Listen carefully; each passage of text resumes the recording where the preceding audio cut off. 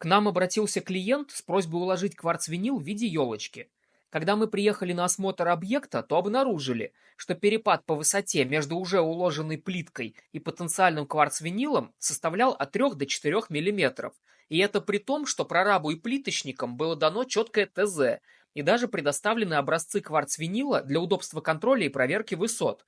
Почему даже это не помогло? Я хуй знает, блядь. Тогда клиент предложил нам набрать эти миллиметры наливным полом, от чего мы категорически отказались, поскольку считаем, что делать наливной пол тоньше 5 миллиметров, особенно перед клеевыми работами, технически неправильно. А почему именно, мы обязательно расскажем в одном из постов в нашем телеграм-канале.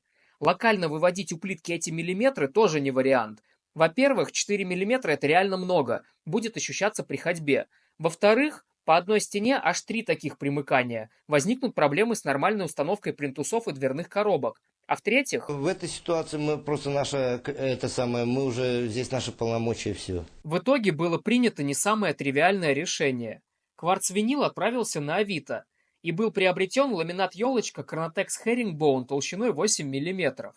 Как известно, все елочки мы укладываем на клей. На эту тему у нас есть несколько интересных видео, где мы подробно рассказываем, почему мы это делаем и как мы это делаем. Ссылки на них я оставлю в описании к этому посту. Так вот, для будущих клеевых работ важно качественно подготовить основание. И если со стяжкой тут все окей, Хаммер Шмидта показывал в среднем более 15 мегапаскалей, то какое-то подобие размазанного плиточного клея поверх теплого пола в области лоджии вызывало сомнения.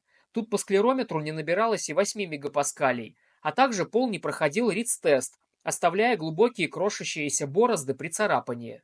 Сперва мы эту область отшлифовали, тем самым чуть выровняв и сняв слабый верхний слой, и соответственно увеличив адгезию. Затем укрепили полиуретановым грунтом. Спустя сутки после нанесения этого грунта основание стало проходить риц-тест, то есть перестало крошиться.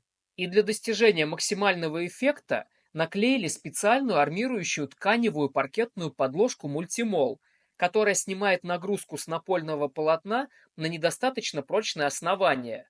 В данном случае для нас это особенно актуально, так как и основание тут сомнительное, да еще и будет дополнительное воздействие на ламинат в виде теплого пола в области лоджии. А мы уже рассказывали, что локально располагать теплый пол под ламинатом недопустимо. Ссылку на пост про теплый пол я также оставлю под этим видео. Далее мы выполнили гигиеническую шлифовку всей стяжки. Опять-таки это обязательно перед клеевыми работами, так как снимается слабый верхний слой стяжки и увеличивается адгезия. И приступили к приклеиванию ламината на двухкомпонентный клей.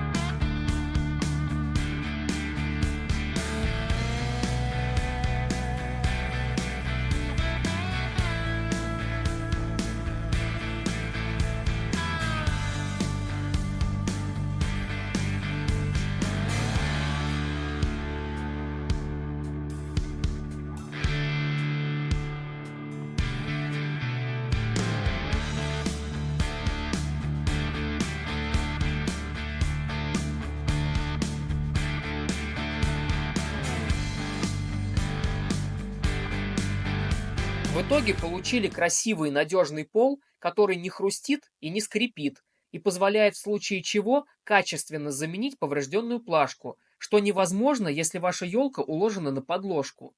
Объектов с приклеиванием ламината мы выполнили уже несколько сотен, и, соответственно, обладаем достаточно обширной статистикой и обратной связью по этой теме, так что смело обращайтесь к нам.